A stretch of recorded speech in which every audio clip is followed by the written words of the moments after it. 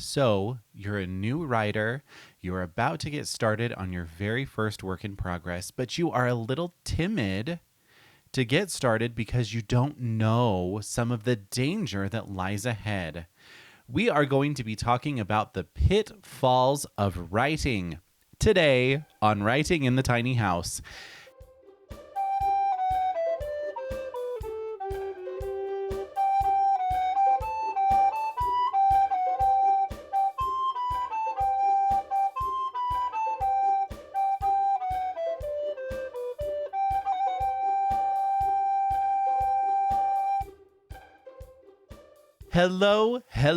Hello, and welcome to today's episode of Writing in the Tiny House. I am your host, Devin Davis, and I am the guy who lives in a tiny house in northern Utah who tells you about writing as I write.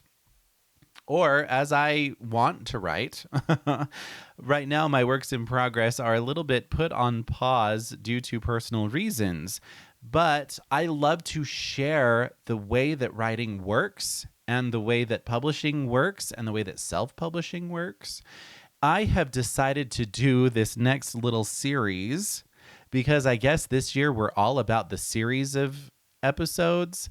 This upcoming series is all about the pitfalls of writing, some of the things that we get ourselves tangled up in that can make writing hard or disappointing. And that is anything from craft to publishing. And so I'm going to do 2 episodes on craft, 2 episodes on design, and then wrap up this little mini series on publishing itself. So let's get into the first episode on the pitfalls of writing that many newbies find themselves doing, and that is the trap of ly adverbs. If you have ever read the very first Harry Potter book and you have read it out loud, I encourage you to do that. Most of us have read Harry Potter, and so take Harry Potter and the Sorcerer's Stone and sit down for a while and read it out loud. ly adverbs. If you are new to the game of writing, ly adverbs are one of those things that we do in order. They are a crutch. They are words that we use to make things pretty, to make things prettier sounding, but they are a crutch to not using better words. ly adverbs allow us to use weak verbs and then put a bandaid on them by using an ly adverb. ly adverbs are the difference between speaking loudly and yelling, or walking quickly and running. ly adverbs, you will find, can usually just be stricken from your manuscript. And if you really like your ly adverb and what it's doing for you, see if you can simply use a stronger verb so that you can get rid of the ly adverb. So a writer who struggles with ly adverbs, it is usually something that can be pinned down very early in the editing process.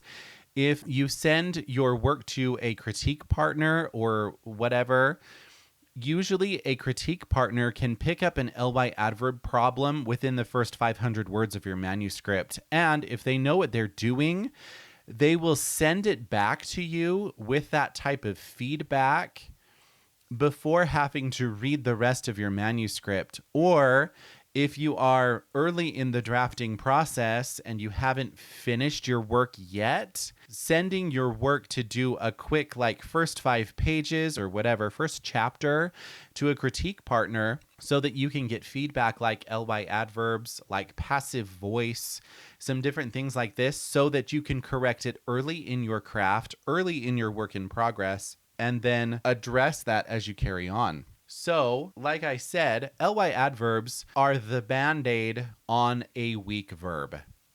And the way to get around ly adverbs is to use stronger verbs.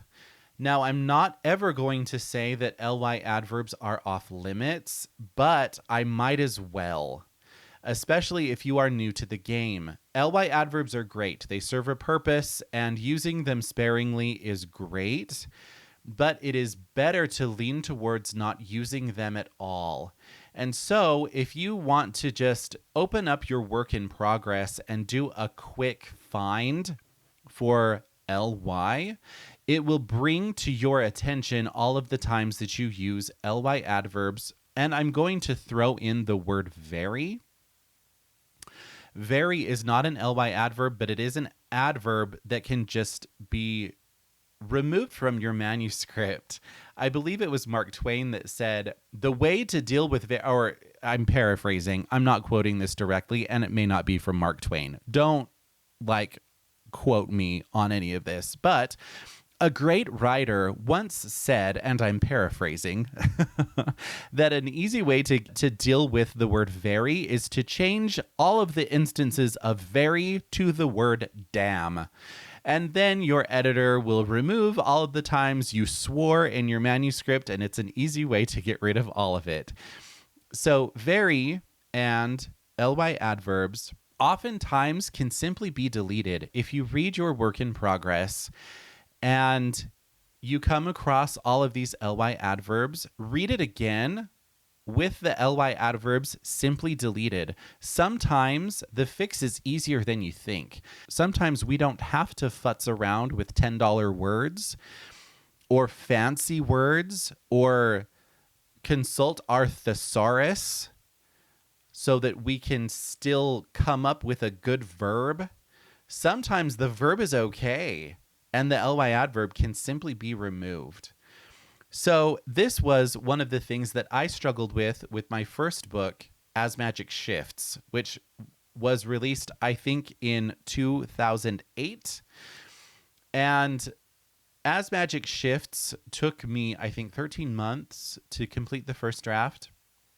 And my editor, Luann Staley, who is no longer with us, she passed away a number of years ago, she did exactly what I just described to you. She took my manuscript. She didn't have to read it all in order to address some things that I could work on myself to clean up throughout my manuscript. Oftentimes that can be a big waste of time for both of you. And she addressed my ly adverbs. And what she did was, in my document, she actually highlighted them. She went through and made them all yellow. And so I had these glaring words from my document, and it was obvious to me that I was using them too often. So I invite you to do the same. Simply do a search for ly and see how many instances you use ly adverbs and work on greatly reducing them. Ly adverbs weaken your voice. They weaken the strength of your text. They weaken your prose. And they can really get in the way with pacing, with the way that the words are flowing and the way that things are unfolding in your story. They can trip you up. And another way, aside from the search that I suggested a moment ago, is to read your manuscript out loud. If you can tell that you are saying words that end in the sound "ly" too often, and you can tell that it's tripping up the cadence of your sentences, and it's tripping up the flow of your words, and it's tripping up all of the other things that I mentioned, then you need to remove your ly adverbs. So replace them with a stronger verb, or just delete them and see how your verb holds up on its own. So that is ly adverbs for today. This is kind of a shorter episode. Next week, we are going to be focusing on another pitfall, which is too much description. So join me then on the next episode of Writing in the Tiny House. Have a great day, guys. And that is it for today. Just a reminder that Brigitte, installment 1 of Tales from Vlador, is available on Amazon as an ebook and on Audible and Apple Books as an audiobook. And I provide advance reader copies of these short stories as I release them to my patrons. So become a patron today by visiting patreon.com/writinginthetinyhouse to support both my writing and this podcast. And lastly, be sure to follow me on social media. My Instagram is at author Devin Davis, and my Twitter handle is at author Devin D. Thank you so much for spending some time with me today, and have fun writing. We will see you next time. Run by copy editor Chrissy Barton, Little Syllables Editing is a reliable resource for anyone looking to improve their manuscript. Chrissy does line edits, copy edits, and the final proofread for experienced writers and newbies alike. Go to littlesyllables.com and reach out to Chrissy today. A link is in the show notes.